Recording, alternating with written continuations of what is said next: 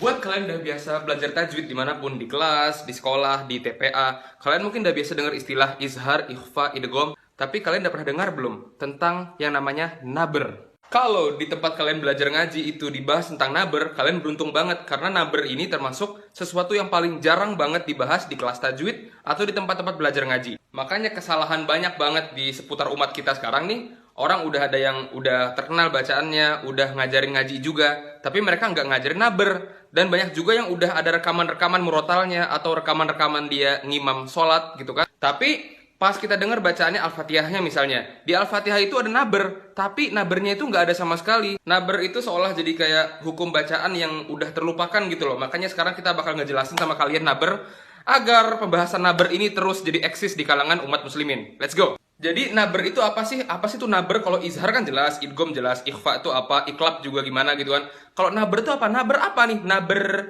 baru denger nih di kuping kita nih apa nih naber? Naber kalau secara bahasa singkatnya ya, itu artinya mengangkat sesuatu di atas kebiasaannya. Misal nih kalian lihat kucing jantan sama kucing jantan berantem di jalan. Kucing jantan nih pengen kawinin si betina nih, tapi kucing jantan ini gak terima karena dia naksir juga sama kucing betina nih. Ntar kucing ini kan, nah itu suara yang nah itu naber. Terus misal kalian nonton MotoGP nih, nonton F1, pas mobil datang, mobil F1 datang kan di sirkuit ke daerah kalian duduk,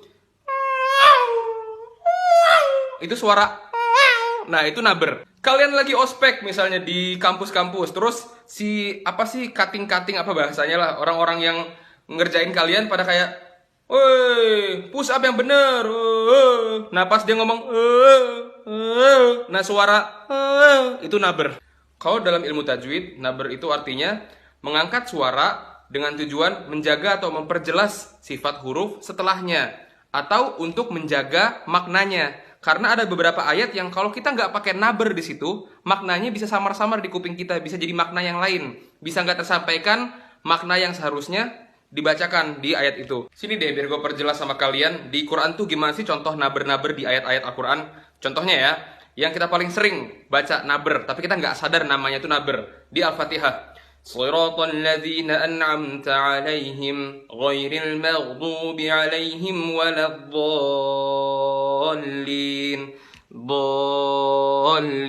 Di bagian olin, ngangkat sejenak itu namanya naber. Terus misalnya di surat Abasa, mata'an lakum wa li'an'amikum فَإِذَا جَاءَتِ الصَّاخَّةُ di sokhah gelombang tadi tuh suara itu naber namanya. Oke, langsung aja kita masuk ke pembahasan kita. Jadi dalam pembacaan Al-Quran ada 5 kondisi di saat ayat itu dibaca naber di situ. Setiap kondisi gue bakal kasih contoh banyak banget, jadi kalian tuh nggak salah lagi insya Allah pas baca. Jadi keep up sampai akhir video ya. Kalau misalnya agak lama, ini bener-bener dibahas semuanya tentang naber. Jadi kalian jangan sampai kelewatan sedetik pun. Yang pertama yaitu perpindahan bunyi mad ke huruf yang bertasydid, yang ada tasydidnya, ke selain huruf gunnah yaitu mim sama nun. Tujuannya agar tasydid terbaca dan terdengar dengan baik. Jadi memperjelas tasydid deh di huruf setelahnya. Contoh yang pertama di ayat As-Saffat ayat 1. Was-saffati saffa, was-saffati saffa. Bukan was-saffati saffa. Kalau gitu kan nggak jelas. Ini setelah so yang panjang tuh yang ada matnya ya. Itu fa-nya ada tasdid apa nggak ada tasdid? Kan nggak jelas kalau kita baca was-saffati saffa. Apa bedanya sama kalau nggak ada tasdidnya? Was-saffati saffa. Kan jadi nggak kedengeran tasdidnya, makanya kasih naber di situ. Wa batsa fiha min kulli dabbah. Nah kayak gitu. Terus di ayat terakhir Al-Mujadalah, la tajidu qauman yu'minuna billahi wal yawmil akhir yuwadduna man haddallaha wa rasulah. Terus contoh terakhir yang tadi di Abasa فَإِذَا جَاءَتِ الصَّاخَّةُ. Nah kayak gitu. Kondisi kedua yaitu ketika waqaf. Waqaf tuh berhenti ya. Ketika waqaf di huruf yang ada tasdidnya, yang bertasdid selain huruf gunnah. Ingat ya, kalau gue bilang huruf gunnah berarti nun sama mim. Contoh ayat tentang berbakti pada orang tua. biar kita berkata-kata yang baik. Fala taqul lahuma uff. Jadi salah kalau misalnya kalian baca fala taqul lahuma uff. Bedanya apa? Karena kan di fa-nya itu, di akhir potongan itu, fa-nya ada tasdidnya. Untuk memperjelas kalau itu ada tasdid, angkat suaranya. Fala taqul lahuma uff. Makanya orang banyak yang pertama-tama belum pernah belajar naber, habis itu dia udah nemuin irama yang enak nih buat ngaji. Bacalah surat Al-Isra.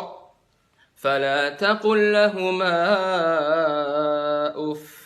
Padahal harusnya ada nabernya, jadi nggak diperjelas tuh tasdid di huruf fa-nya. Makanya belajar dulu naber sebelum kalian masukin irama. Biar setelah kalian udah tahu tentang naber, irama kalian nggak hancur karena mulai dari nol iramanya. Nah, habis itu di Al-Qiyamah nih, ini sering banget dibaca. Yaqulul insanu yawma idzin ainal mafar. Ainal mafar. Jadi di akhirnya itu kan ada tasdidnya, mafar. Kalian angkat suaranya. Yaqulul insanu yawma idzin ainal mafar. Mafar bukan ainal mafar. Karena itu ada tasdidnya. Beda sama kayak ayat di Al-Qiyamah yang lain yang ro doang, ro sukun gak ada tasdidnya. Kayak kalla la wazar. Kalau wazar emang gak ada tasdidnya, makanya biasa aja. Tapi kalau ada tasdid kayak mafar, angkat suaranya. Terus kalau di surat Al-Qamar, wa kullu amrim mustaqir. Mustaqir. Nah gitu. Ada juga contoh di huruf lam. Fa illam yusibha wabilun fatol. Fatol. Bukan fatol, tapi fatol. Nah sekarang kondisi ketiga nih. Kondisi ketiga itu kondisi yang paling sering banget di Al-Quran. Paling banyak kita lewatin. Dan gak mungkin kita ngaji gak kelewatan nih yang kondisi ketiga ini.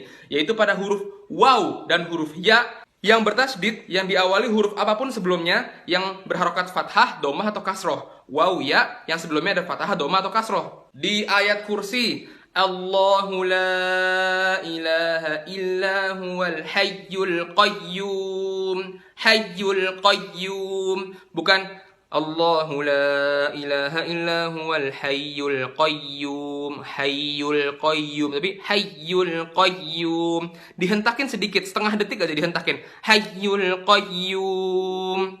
Terus di Al-Fatihah, Iyyaka na'budu wa iyyaka nasta'in. Jadi kalau kalian mau ngasih irama apapun di Al-Fatihah, jangan pakai irama yang dia itu nggak pakai naber. Misalnya Iyyaka na'budu wa iyyaka nasta'in. Bacanya Iyyaka na'budu wa iyyaka nasta'in. Perjelas naber di situ. Contoh di huruf waw. Innallaha huwar razzaqu dzul quwwatil matin. Ini sebelumnya domah ya. Dzul quwwatil matin, bukan dzul quwwatil matin. Enggak. Cara mempraktekkan tasdid di situ dzul quwwatil matin, dzul quwwatil matin. Faman tatawwa'a khairan fahuwa khairul lah. Tatawwa'a bukan tatawwa'a, tapi tatawwa'a. Huwallazi yusawwirukum fil arham. Yusawwiru. Kondisi keempat juga banyak, yaitu ketika waqaf, berhenti di yang akhirnya itu huruf hamzah. Tahu ya hamzah ya? A. Huruf hamzah yang berada atau jatuh lokasi hamzah tersebut setelah bunyi mat. Tujuan untuk memperjelas hamzah tersebut. Contohnya, kalian sering banget di akhir ayat ada kata ma yasha. Yasha. Kadzalika Allahu yaf'alu ma yasha. Jadi sebelum berhenti sya. Jadi pas ngerem itu udah setelah diangkat suaranya. Yasha. Ma amilna alaihi min su'. Jadi ngeremnya itu bukan bukan yang penting ditahan gitu aja, tapi ditambahin angkat suaranya sedikit, hentak sedikit aja. Alaihim dairatus sawu wa yakhshallaha min ibadihil ulama. Terus ada ayat lain yang ada kata auliya. Contoh lain di surat Fusilat ya. Qalu antaqana Allahu allazi antaqa kulla syai'. Nah, kalau ini lokasi terakhir terjadinya naber ya. Ini agak-agak sulit sih karena kita harus ngelihat arti juga dan kita harus paham juga tentang huruf ini, yaitu pada alif tasniyah. Alif tasniyah itu artinya alif yang menunjukkan kalau ini tuh untuk dua orang, bukan satu orang yang disebut di ayat tersebut. Alif tasniyah itu ketemu sama hamzah wasol agar terbedakan antara domir mufrad sama musanna, agar kita tahu ini tuh ayat yang diperjelas tuh untuk ada dua orang di situ pelakunya, bukan satu orang doang. Jadi tambahin naber di situ. Contoh di surat Yusuf, wastabaqal bab, wastabaqal bab, dua orang, wastabaqo, ada alif di situ.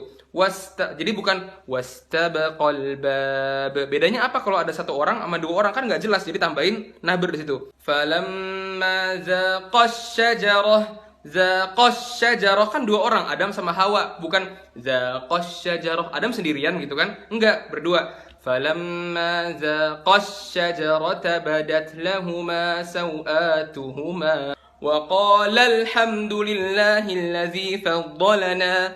Wa qala alhamdulillah, karena qala menunjukkan untuk dua orang, bukan seorang doang. Itu aja bahasan untuk naber. Semoga kalian bisa praktekin ke sehari-hari karena banyak banget. Contohnya tadi yang huruf ya sama waw. Iyyaka na'budu wa iyyaka nasta'in. Setiap hari kan kita baca Al-Fatihah setiap hari. Terus juga di ma yasha yang ada hamzah di akhirnya setelah mat, itu juga sering banget. Wassalamualaikum warahmatullahi wabarakatuh.